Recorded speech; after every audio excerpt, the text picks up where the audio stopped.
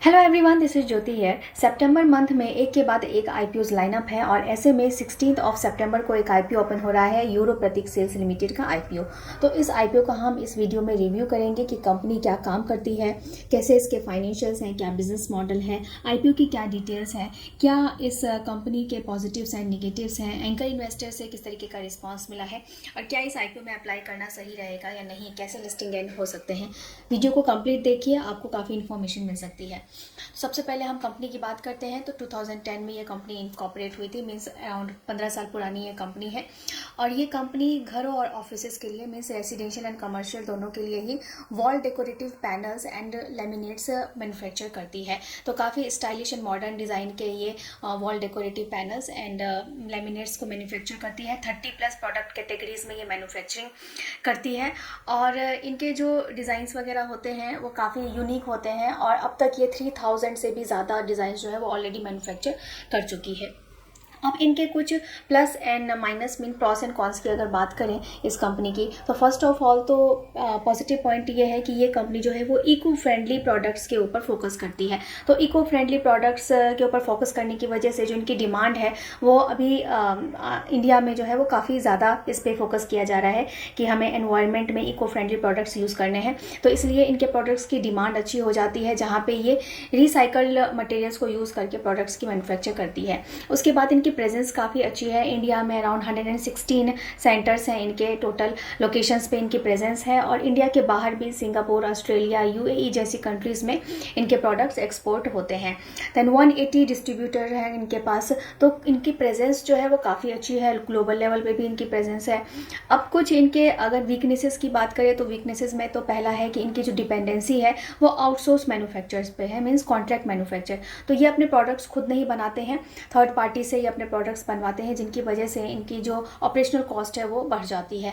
दूसरा है कि इनकी डिपेंडेंसी जो है वो रियल एस्टेट सेक्टर पे ज़्यादा है। तो रियल एस्टेट का से लिंक इनका काम है, उन्हीं के लिए ये वॉल डेकोरेटिव्स बनाती है। तो इसकी वजह से अगर रियल एस्टेट के सेक्टर में फॉल आता है तो उसका इम्पैक्ट इस कंपनी पे भी पड़ सकता है। देन आगे हम इसमें डिस्कस करने वाले हैं कि ये जो आईपीओ लाए हैं इनकी वैल्यूशंस जो है वो काफ़ी ज़्यादा है, हायर वैल्यूशंस पे ये अपना आईपीओ लेके आए हैं। तो ये सब कुछ जो है इनके वीकनेसेस है। तो कंपनी का हमने देख लिया कि बिजनेस मॉडल किस तरीके का है और एक और वीकनेस है कि कंपनी का जो सेगमेंट है वो काफ़ी लिमिटेड है, एक पर्टिकुलर एक ही प्रोडक्ट को लेके कंपनी काम करती है, तो ये भी इनका एक वीकनेस है। अब हम इनके फाइनेंशियल्स को देख लेते हैं कि फाइनेंशियली कंपनी कैसा परफॉर्म कर रही है, फिर आगे हम इनके लिस्टिंग बेनिफिट और इनका इन्वेस्टर के बारे में भी बात करेंगे। कंपनी के फाइनेंशियल्स में हम सबसे पहले देखेंगे इसके असेट को। तो असेट में हमें लास्ट 3 इयर्स में ग्रोथ देखने को मिल रही है। अब बात करते हैं टोटल इनकम की, मीन्स रेवेन्यू की। तो रेवेन्यू में आप देखेंगे तो 23 और 24 के बीच में आपको दिखेगा कि इनका जो रेवेन्यू है वो फॉल हुआ है, लेकिन फिर लास्ट 1 ईयर में कंपनी के रेवेन्यू में 27% तक का ग्रोथ देखने को मिला है। तो कंपनी ने लास्ट 1 ईयर में जो है काफ़ी अच्छा सेल्स किया है। कंपनी की रेवेन्यू जो है वो 27% से इंक्रीज हुई है। प्रॉफिट आफ्टर टैक्स में देखेंगे तो कंपनी ने कंसिस्टेंसी मेंटेन की हुई है और एक कंसिस्टेंट प्रॉफिट जो है वो बना के दिखा रही है। लास्ट 1 ईयर में कंपनी के प्रॉफिट में 22% तक का ग्रोथ देखने को हमें मिला है। फिर एबिटा की बात करेंगे तो कंपनी की एबिटा में भी हमें ग्रोथ देखने को मिल रही है। नेट वर्थ जो है कंपनी की इंक्रीज हुई है। कंपनी के पास रिजर्व सरप्लस भी है और इंक्रीज भी हो रहा है, तो वो काफ़ी अच्छी बात है। और बोरोइंग्स कंपनी के पास ऑलमोस्ट ना के बराबर बोरोइंग्स है, क्योंकि आप देखो कंपनी के पास रिजर्व काफ़ी ज़्यादा है। तो कंपनी ऑलमोस्ट जो है वो डेट फ्री है। अब हम इनके रिटर्न रेशियोज की बात कर लेते हैं। तो कंपनी के रिटर्न रेशियोज भी हमें यहाँ से काफ़ी स्ट्रांग दिखेंगे, जहाँ पे इनका आरओई जो है, रिटर्न ऑन इक्विटी 39.18% का है। आरओसीई 44.58% का है। तो 15% से अबव जो है वो अच्छा माना जाता है, मीन्स कंपनी पैसा बना रही है। डेप्ट इक्विटी रेशियो मैंने आपको बोला कि कंपनी ऑलमोस्ट डेट फ्री है। रिटर्न ऑन नेटवर्थ इनका 32.60% का है। पैट मार्जिन काफ़ी अच्छा है। एबिटा मार्जिन कंपनी का काफ़ी अच्छा है। तो कंपनी के फाइनेंशियल्स हमें काफ़ी अच्छे देखने को मिल रहे हैं। अब पी रेशो की बात करते हैं। तो मैंने आपको यहाँ पे बताया था कि कंपनी जो ये आईपीओ लेके आई है वो हायर वैल्यूशंस पे लेके आई है, क्योंकि इनका जो पीई रेशो है वो 33.08% का है, जबकि इस इंडस्ट्री का पीई आप देखोगे तो 18% का है। तो इनके जैसे कॉम्पिटिटर्स हैं एशियन पेंट वगैरह, इनके जो पीयर्स हैं, जो लिस्टेड पीयर्स हैं, तो उन सबसे आप कंपेयर करेंगे तो कंपनी की जो वैल्यूशंस है वो हायर हमें नजर आ रही है। आईपीओ की डिटेल्स की बात करते हैं तो 16 सितंबर को ये आईपीओ ओपन होगा। 18 सितंबर को क्लोज हो जाएगा। अब अगर आप इसके लिए अप्लाई करते हैं तो 19 सितंबर को इसका रिजल्ट आउट हो जाएगा। उसके बाद अगर आपको ये आईपीओ मिल जाता है तो 22 सितंबर को आपके डीमैट अकाउंट में ये शेयर्स आ जाएंगे। नहीं मिलता है तो 22 सितंबर से ही इसका रिफंड प्रोसेस स्टार्ट हो जाएगा और विद इन अ वीक आपको रिफंड मिल जाएगा। देन 23 सितंबर को कंपनी एक्सचेंज पे लिस्ट हो जाएगी। ₹1 पर शेयर का यहाँ पे फेस वैल्यू रखा गया है और इसका जो प्राइस रखा गया है तो वो 247 पर शेयर का इसका प्राइस रखा गया है। एक लॉट में 60 शेयर्स रहेंगे और ये आईपीओ जो है पूरा ऑफर फॉर सेल है। मीन्स जो भी यहाँ से पैसा रेज होने वाला है वो सब प्रोमोटर्स को जाने वाला है, कंपनी की ग्रोथ के लिए वो यूज़ नहीं होने वाला है। और टोटल जो साइज है इस आईपीओ का वो है 451.31 करोड़ का, जो पूरा ऑफर फॉर सेल है। और इस कंपनी के एम्प्लॉयज़ को ₹13 पर शेयर का डिस्काउंट भी दिया जाएगा। रिटेल कैटेगरी के लिए यहाँ पे 35% शेयर्स रिजर्व रखे गए हैं, तो कंपनी प्रॉफिटेबल है, फाइनेंशियली अच्छी है।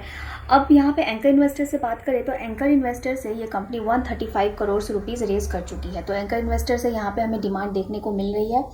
अब बात करते हैं यहाँ ग्रे मार्केट प्रीमियम की। तो ग्रे मार्केट प्रीमियम में अभी तक यहाँ पे कोई भी डिमांड नहीं शो हुई है, तो यहाँ पे कंफ्यूजन आ जाता है कि ग्रे मार्केट प्रीमियम में डिमांड नहीं दिखाई जा रही है, तो क्या इस आईपीओ में हमें एक अच्छा लिस्टिंग गेन मिल सकता है, क्या इसमें अप्लाई करना चाहिए या नहीं। तो अगर ग्रे मार्केट प्रीमियम में डिमांड नहीं भी दिख रही है तो इसका हमें देखना है कि कंपनी फाइनेंशियली अच्छी है, लेकिन कुछ हमने इसके स्ट्रेंथ और वीकनेसेस की भी बात की है। तो ऐसे कंडीशन में अगर आप अप्लाई करने की सोच रहे हैं तो फर्स्ट ऑफ ऑल तो ये देखिए कि कंपनी किस तरीके की है। तो जिस तरीके की कंपनी है तो लॉन्ग टर्म के इन्वेस्टमेंट के लिए ये कंपनी जो है वो अच्छी हो सकती है। अगर आप इसमें लगाने की सोच रहे हैं तो आप थोड़ा वेट करें, 3rd डे तक वेट करें। अगर 3rd डे तक इसमें सब्सक्रिप्शन अच्छी देखने को मिलती है और ये 5 टाइम से एबव सब्सक्राइब हो जाता है, जो बड़े जो इंस्टीट्यूशनल इन्वेस्टर्स हैं, QIBs हैं, वो इसमें डिमांड दिखाते हैं, तो आप इसमें अप्लाई कर सकते हैं। तो अगर इनकेस हमारे पास ग्रे मार्केट प्रीमियम नहीं होता है तो हम डिमांड को देख के कि किस तरीके की डिमांड उसमें देखने को मिल रही है उसको देख के हम डिसाइड कर सकते हैं। और लास्ट डे में जाके अगर 12-1 बजे तक लगता है कि 5 टाइम्स अब सब्सक्राइब हो चुका है तो आप इसमें अप्लाई कर सकते हैं। तो ये डिटेल वीडियो था। आई होप इस वीडियो से आपको काफ़ी इन्फॉर्मेशन मिली होगी और काफ़ी सारे IPO जो है अभी भी लाइनअप हैं, तो उन सब के लिए भी आपने चैनल को सब्सक्राइब करके रख लीजिए, क्योंकि मैं हर IPO वीडियो पे रिव्यू बनाती हूँ और अदर इन्फॉर्मेटिव वीडियोज़ के लिए भी आप मेरे चैनल को जो है वो चेक कर सकते हैं और सब्सक्राइब करके रख सकते हैं। और अगर आप खुद भी अपने एनालिसिस लगाना सीखना चाहते हैं, शेयर मार्केट के क्लासेस करना चाहते हैं, तो उसकी डिटेल्स हमारे डिस्क्रिप्शन बॉक्स में आपको मिल जाएंगी, आप चेक कर सकते हैं। या फिर म्यूचुअल फंड रिलेटेड भी आपको कोई सपोर्ट या गाइडेंस चाहिए, या फिर आप अपना पोर्टफोलियो रिव्यू कराना चाहते हैं तो उसके लिए भी आप हमें कॉन्टैक्ट कर सकते हैं। सारी डिटेल्स आपको हमारे डिस्क्रिप्शन बॉक्स में मिल जाएंगी। Thank you.